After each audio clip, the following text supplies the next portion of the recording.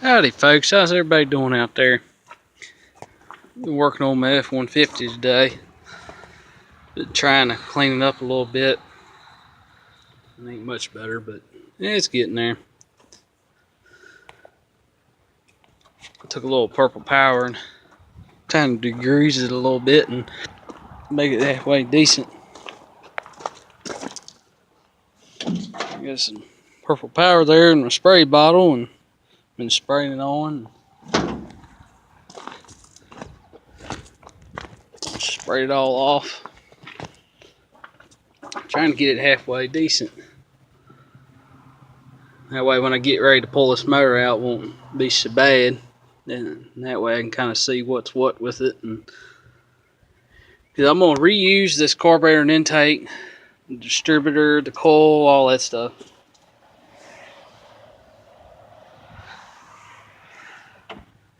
So I'm going to reuse all that because nothing's wrong with that. I'll probably reuse these valve covers. Just clean them up real good and paint them. Exhaust manifolds I'm not sure about because I was looking at those down there. And I know as soon as I go to unbolt that, they're going to snap right off. Which if they do, that's not a big deal. Because I know they probably are, because I really don't see them coming off. Unless they get like a torch or something. But either way, I'm going to have to put new studs in them. So if they break off, they break off. It doesn't really matter. Even if they do, I can take and... I got a little welder. I can weld a nut on the end of the stud there and heat it up, and I can still get it out. Or either worst come to worst, I'll just drill it out and retap it and put a stud in it. But either way, I can get that fixed. That's no big deal. Whatever happens with that, I got a feeling they're probably going to break off. They usually do. They're hard to get off. And I'm debating about too. When I pull this motor out to put the other 302 in it, I'm debating about going through this C4 in this thing.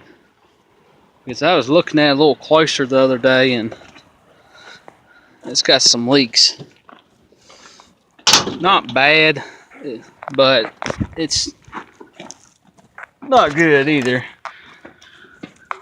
It's not really too big of a deal. And I was actually looking at this transmission. This ain't going to be nothing to pull out. It really ain't. Because this one, unlike the Turbo 350 that's in my C10, you'd have to raise the back of the transmission up in order to get the darn pan off. But on this one, you can get right to it because the crossmember's back enough. But it's leaking between the tail shaft and the actual case. So I'm probably going to pull it out anyway and check it out and just go through it. Because I was looking online, you can get a kit for them for like 135, 140 bucks and just go through it. I mean, it shifts fine. It shifts, you know, from first, second, third, and reverse and all that. All that's fine on it. It's just, it's got some leaks that I don't like. It's got a leak between the tail shaft and the case. There's actually a little rubber O-ring that goes between the tail shaft and the case. That's probably dry rotted or not sealing right. That's what's causing that leak there, and which that ain't a big deal really. You just get under here. You got to be careful when you put something in this pan. You don't want to mash it in and mess it up. I actually had to take a hammer and tap this pan back out because somebody had I don't know if they put a jack under the pan or what, but they had mashed the pan up to where you fill it up with fluid. There wasn't enough fluid in there, so I took and straightened it out as good as I could and put it back together. But it's really not going to be that big deal to pull this transmission out. It's really not. It's got one bolt for the mount right there. Get that undone. Then you got one bolt here, one bolt right here. So that's like 3 bolts. And then take this other piece out right here. And take this bolt out here. There's one on the other side over there. And I think there is one more right up there. Yep, there's one up in here. So it's like, let's see, 1, 2, and 3, 4, 5, 6, 7. So 7 bolts. And get the dry shaft out. And take this little nut off here, and that's basically it. And then bolt the converter and the bell housing, pull right on out. But I want to get this transmission, I want to get it out and at least kind of go through it. Maybe. I may take and just run it as is for now. Just go on and put the other 302 once I get one and put that in here. And then take and go through the transmission, because the shifts fine and stuff. But the only bad part, if I go through it, that's just more downtime, so I'd have to kind of do it kind of quick. I really don't want a bunch of downtime. But either way, I need to go through it, just freshen it up a little bit and degrease it, and then just see how the clutches and steels are in it and all that good stuff. Eventually, I'm going to do away with this column shift. I'm going to deal with it for now, but eventually I want to do away with it, and I want to get a B&M floor shifter put in it. That way it locks it into park. Because right now I can take my hand up here and pull this right down in gear if I want it, and I don't like it. It shouldn't be like that. That's what I don't like. I'm not going to have that. So I'm going to take and put a B&M floor shifter in it. I'll measure and find out where the hole in the floor will be, which it ain't going to be that big a deal. Because I'd rather have that anyway, because that way you actually have to, it's got a lock on there where you actually have to pull it up and then pull it in the drive. There's no way you can fall out of park like this one, because that's what happened with it before. And so I can just pull that thing right out of park just like that. And that's also what caused damage to that door over there, as it fell out of park into reverse. It's not much play. It's not much there to do that. So it's in park right now, and just barely move it. There's reverse. So we're gonna put a floor shifter in there. I'm gonna get rid of all that stuff and do away with that. I just don't like it. It's just one of them. That's actually a Ford defect. I just don't like it. My other truck, there's no way it can do that, because it's got that little indent on the column. Unlike this column doesn't have it, and there's no way it'll come out of park. There's no way at all. So we're going to fix that. I'm going to try and find a good 302 for it. I almost was going to buy a 306 cylinder and put in here, but the problem with that is that would throw me off worse, because then my radiator won't work, my distributor won't work, my carburetor, my air cleaner, none of that stuff that I bought new for this won't work. And I don't want to do that, because that's going to just throw off more stuff. We might be able to use the alternator, but I'd rather just keep a 302. That's what's in it now. That's what I'm going to put back in it. I want to find like a good cheap 302 that's got a carburetor set up on it like that. Something I can just, you know, kind of clean up and throw a gasket kit in it and just let it go, because I don't want to put a whole lot of money in it. Just main things, I want to keep this truck, you know, where it's not a lot of money in it. I want to keep it where it's, if I ever want to sell it, I can get back out of it what I got in it.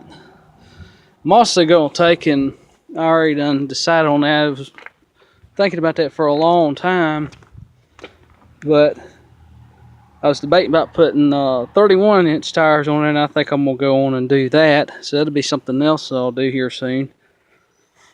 But right now, I'm working on getting, here at the end of this month, I'm going to put tags on it, get all that straight. I already have insurance on it now, but I want to get all the legal aspect of it done.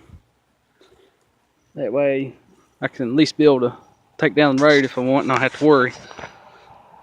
I actually went ahead and made a list of what all it's going to take to get the state inspection sticker for it. That's the only bad thing about living in Virginia. He's got them stupid inspection stickers, but it's not too bad. So I got to fix my signal lights, go through my brakes, which that's pretty much new drums, new shoes, wheel cylinders, all that stuff. And I got another list that I wrote it all up of I think it's going to be like $140, I think, to get everything new for back here. And then I may not have to get new rotors because they're not really grooved. Since I've been moving around a little bit, they're not grooved at all. So I might not worry about them rotors. I might just get away with just replacing the rubber hoses on it and maybe calipers and a set of pads. So hopefully I can do that because them rotors really don't look that bad. That'd be nice. I still want to come back and, you know, just check them to be sure, but hopefully I can just do that. That'd save a little bit of money. But if not, that's alright. So I gotta do the signal lights, get the brakes fixed, which pretty much go through them one end to the other. And that's counting parking cables too. I had to add that on there. Then I got to remove all the extra lights and front and rear, which is all this junk somebody put on here. All that's going to come off. There's a light right here. There's one here, there, one right there, one right there, and one right there, which all they are is some Phillips head screws. Take that off, unhook that wire. That'll get rid of all of them because you don't need them. Somebody put them on there. Then I got to fix this light right here. Somebody broke a bulb off inside there, which I'll get that out. Put another bulb in it, and if I can find a lens for it, that'll take care of that. And then get rid of all these bulbs up here. Or not bulbs, I mean, but all these lights up here somebody put in this grill. And take all that junk off. And somebody put on. I don't know why they did that, but all that's going to come off. It looks tacky. It's tacky as heck. All that stuff's going to come off. So that'll be for that, all the extra lights. And then I got to glue my rear view mirror up, which I already have right there, and that's in pretty good shape. I gotta get some glue and put that up. Then I got to replace the wiper blades, which that ain't no big deal. They just come right on off. I'll get a tape measure and measure them, put them on. That ain't nothing. And what else?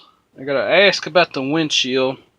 I don't know if that'll pass or not. I hope it will. Some people told me it should, and other people told me it might not. There's a crack in this windshield. It goes from right here just up to here. That's it. Just this little crack right here.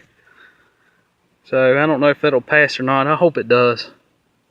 If it don't, then that's gonna suck, because then I'm gonna have to go find a windshield for it, which I know where it's one at, but then I'm gonna have to order all the weather stripping and all that and do that. So hopefully that'll pass. I do plan on putting another windshield in eventually, but my main goal right now is I need to get this thing on the road kind of quick, because I need a second vehicle. And let's see, I gotta get 4 tires, which I'm gonna go, if I can find a decent set of used 31 10.5 tires, that's what I want to put on here, because the tires that are on here are junk. But all these are gonna come off. I'll put 31s on it, and I got plenty of room for that. So I want to put a set of 31s on it. That'll brace it up just a little bit. And plus, I like the way it'll look. I've been looking online at other pictures of pickup trucks like this, and it's got 31s on it, and they look really good. Some of them, I seen one 2-wheel drive actually had like 33s on it, so I know if 33s will clear, 31s will clear just fine. You just have to make sure and turn my wheels each way to double check, make sure it doesn't rub the frame. But I want to do that and just find a decent set of used ones for it. And then the last thing I got to do on here is I got to order the filler neck hoses for the gas tank, which is these hoses under here that somebody cut. They go from the filler neck down to the tank, and I done priced them. It's like $55 for both hoses, so that's not a big deal. And I want to take in also pull that tank off and check it, make sure it's clean. So I'll do that, make sure there's no trash or, you know, nothing really wrong with it, which I'm sure it's fine, but I'm gonna pull it off and double check and do that. And I think after that it should be pretty decent, I hope, because everything else looks pretty good. And I've been working on this list here. Alright, so here's the list here. This is the Virginia safety inspection thing. I actually got out of my other truck and did it and folded the ends up, that way I can see what's what, and that, and privacy reasons. My other truck passed just fine. But I'm going to use this same list here for this truck. And I've actually went ahead and outlined all the stuff that I got to address and all other stuff that I know will pass. Which the steering, I've checked that. It's no play in the steering, so that'll be fine. So I went through and checked all that. And all that's good. So it ain't really got no play at all in it. So our steering's good. We don't need to worry about that. I went ahead, checked the headlights. The headlights work. Low beam, high beam works. I gotta check the signal lights because these two lights up here are either burnt out or not getting a bad connection. I think they're just burnt out. And then I gotta check the 4A flashers too, get them working. Which I think that little flasher in the dash here might be bad. Which is right here. Which I got another one I can put in there. It's not a big deal. I thought it was two. I'll have to double check. Just about every other truck I've seen had two of them. That one's only got one. Unless it's another hit number underneath the dash. But don't have to worry about emission control because it's got that sticker on it right there, which non-Cadillac, so I ain't gonna worry about none of that. Which is nice, because I don't want to have to deal with all that. It's just more junk to make it run like crap. Let's see, what else? The horn worked, defroster worked. Floor pans are fine, they're not that bad. They should be fine. They got a little surface rust, but it's nothing like horrible. If you just look at them, it's just surface rust, so that's not a big deal.